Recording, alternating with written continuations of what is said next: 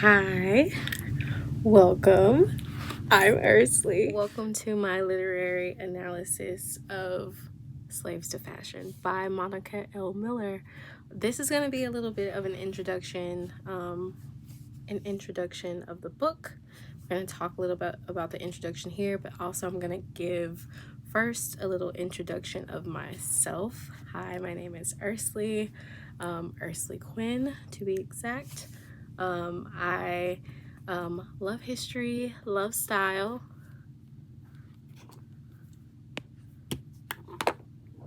My experience ranges from being a full-time artist at MAC Cosmetics to being a gallery guide, then museum educator at the two Mississippi museums, which is the Mississippi Civil Rights Museum and the Museum of Mississippi History, and then going on to be a park ranger for the Medgar and Marilee Evers Home National Monument, working with the National Park Service. So I have experience in style, I have experience in history, I've done a little bit of everything.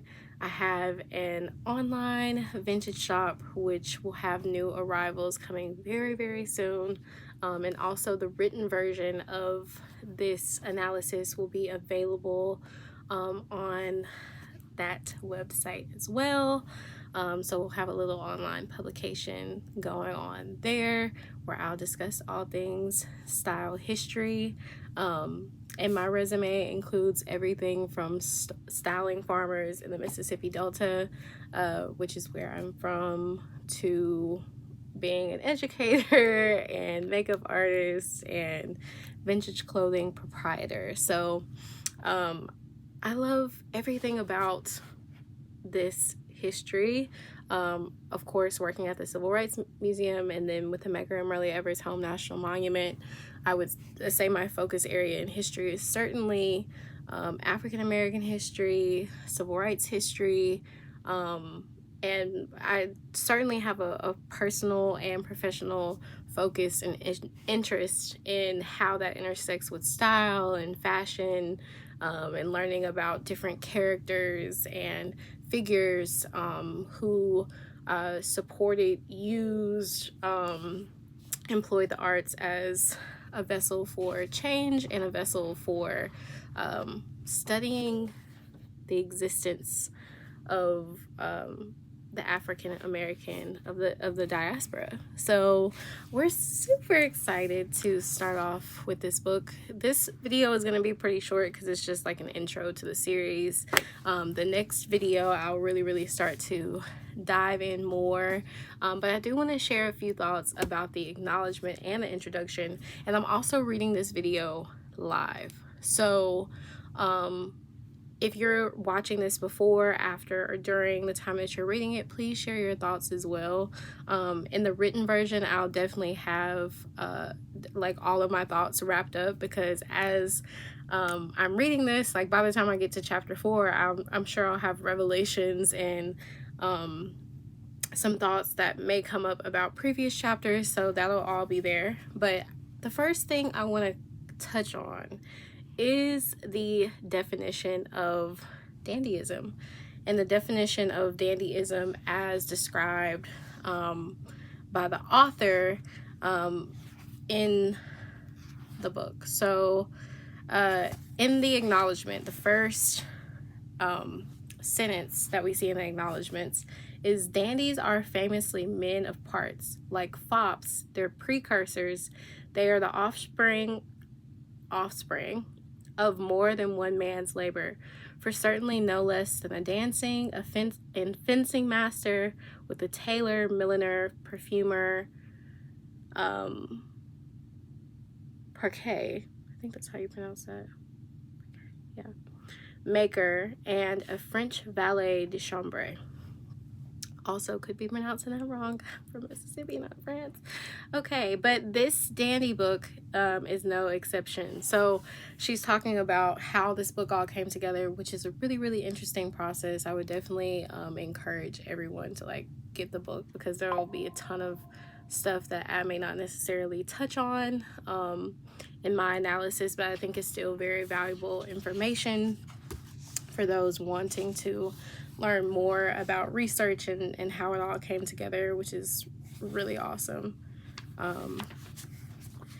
But that point, I think, is such an incredible analogy about just the African American experience, because she's talking about, for no less than A, B, and C, that's what it takes for a dandy to be present. And so I think when we think about the African Americans experience and all of the things that had to happen for a thought or an idea or even an energy to exist, like in a moment, in a space and time, there was so much that had to happen prior to that moment in order to come to the arrival of that moment. Like literally for me just to be sitting here and like talking to this device, which is, you know, a little, but talking to a device in my room and being able to have the space and the rights and the free and all of these things to like read this and talk to you about this, there was so much that was a precursor to this moment. And certainly for me, it definitely resonates personally because my name Ursley is actually a family name. It was my great grandmother's, well, it is my great grandmother's name.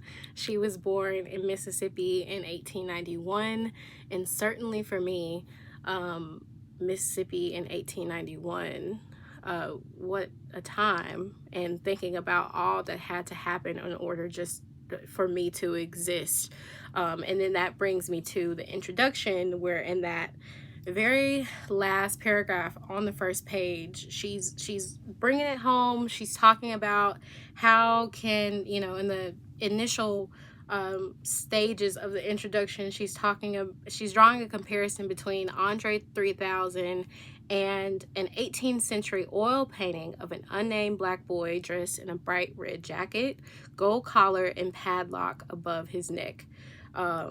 And she's asking the question, how has the representation of black people been transformed from images of dandified luxury slavery to that of self-fashioning black dandies whose likenesses are now ubiquitous on the stage and on the streets? It is this transformation in black style, from costumed object design to trumpet the wealth, status, and power of white masters, to self-styling subjects who use immaculate clothing, arch wit, and pointed gestures. So that's also one of the ways that she defines Black dandyism, and I think is just a universal definition, because this is kind of like this is the text on Black dandyism. So to define that as immaculate clothing, arch wit, and pointed gesture, because it's all about the body as well. About, as I was listening to one of her talks, and she talked about, it's not just about the clothing, it's about how the body occupies the clothing, which, what a word. And this book is seeking to draw that journey out to answer these questions. But in the last paragraph, it goes on to talk about those questions that the book is going to ask. And it says, Black people are known for styling out, dressing to the nines, showing their sartorial stuff, especially when the occasion calls for it, and more tellingly, often when it does not. I'm going to repeat that. Black people are known for styling out. We are, put that what on, okay? Black people are known for styling out, dressing to the nines, showing their sartorial stuff, especially when the occasion calls for it, and more tellingly, often when it does not. And then goes to talk about how the forms that styling out takes in contemporary culture. But I want to take a moment to pause on that for a little bit, because when we go back to thinking about in the acknowledgments how these are all the things that have to occur or take place for a dandy to exist. No less the offspring, they are the offspring of more than one man's labor. When you think about the African American experience and the experience of all of the labor to arrive at a particular moment, time, space, thought, energy, whatever you want to put there, like blank, what had to happen, what has happened. So life is the occasion, the moment, the arrival of the moment, the time, the space, the thought, the occasion, the opportunity. That is in fact what is showing that there does not need to be an occasion that calls for it, because the sheer existence is something that I think that stood out to me as far as like highlighting what is that occasion, that inherent occasion that exists beyond the surface. What is that? And I think she really summed it up in the acknowledgments by saying the offspring of more than one man's labor. So that really stood out to me because that's something that I definitely see. And she also goes to talk about those examples in contemporary culture that we see in hip hop and rap, which is certainly how I experienced that in opulence and like seeing that, because I loved VH1 Soul, MTV Jams on the TV all day, and that's what I would see. I would see, like the outfits, the fashion, the style was to the nines, pristine, and you think about like, what is this occasion? And then she also talks about the history of many enslaved people not being allowed to dress in the finest clothes on Sunday, and just thinking about that, really it starts to cue us in and pull us into this idea of like fashioning being used as a way to self-identify. This really brings the point to me. I don't know if you've ever heard of like manifestation people, or people who talk about different methods that they employ in order to change their self-concept or to transform into a version of themselves that they hadn't previously been able to access. And I think this is kind of like that mirror work. Like, even though there may not be like a physical mirror there, when you're thinking about the actions that an enslaved person would take from Monday through Saturday, what that week looked like, and the anticipation of being able to fashion oneself differently for Sunday, what does that do to the identity? What does that do to the self-concept of that person? And what are they able to accomplish or build a bridge to through that self-concept? What does that self-concept through these clothes allow, or what, and what is that a vessel to? So I think that is like, just makes me really excited to get deeper into the chapters. And so she also goes into the history of Black Dandyism and kind of like the origins of Black Dandyism and the contact between Africans and Europeans that initiated the trade in slaves, and how young Black boys were acquired as luxury items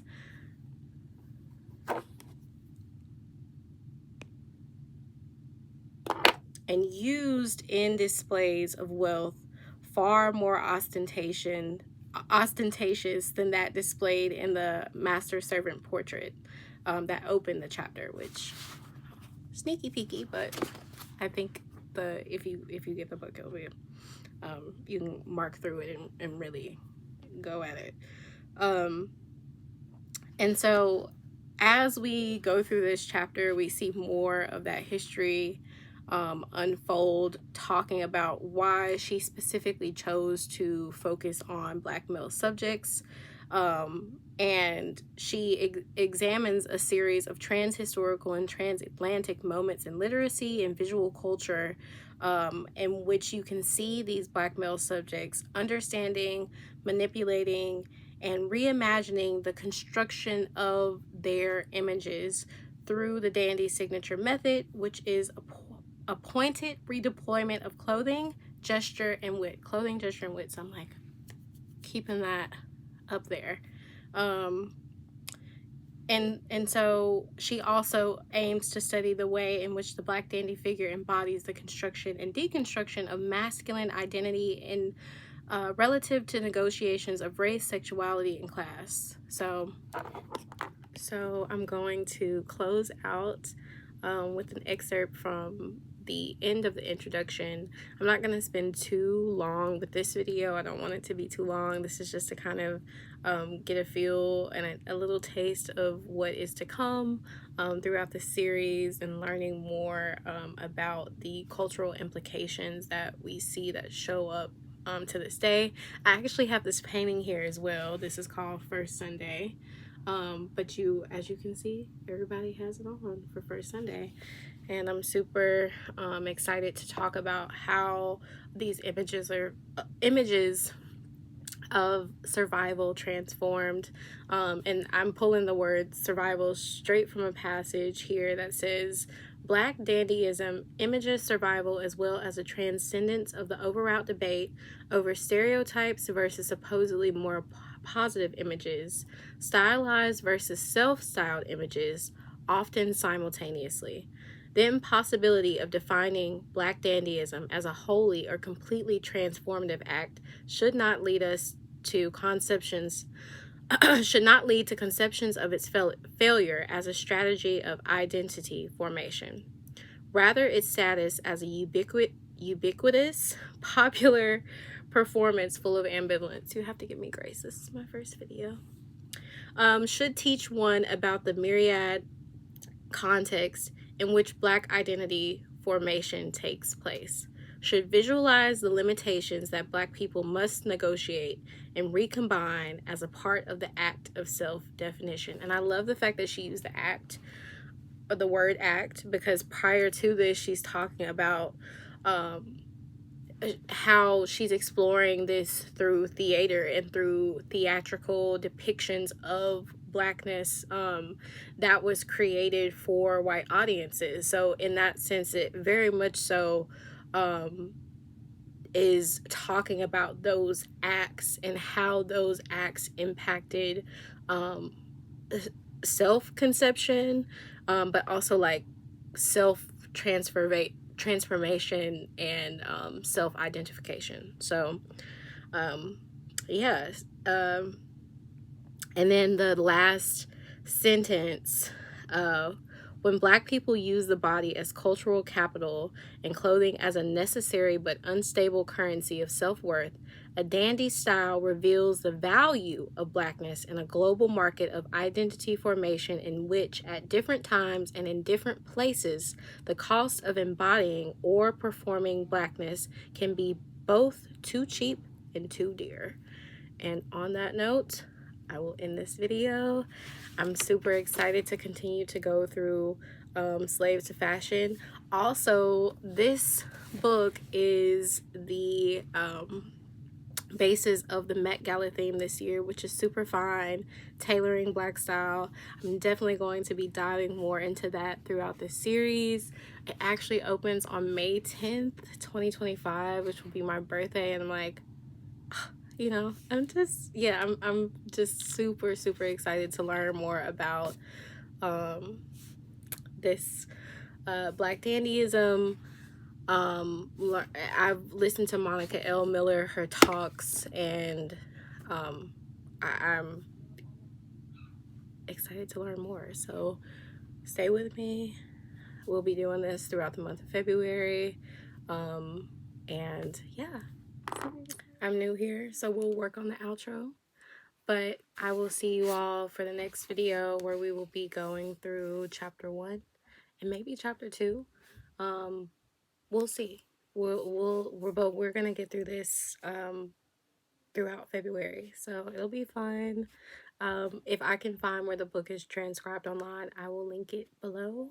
And thank you all for being here. Many more adventures to come. And let this book inspire. Be dandy this week. You know, let's be dandy. Stay dandy. Peace out.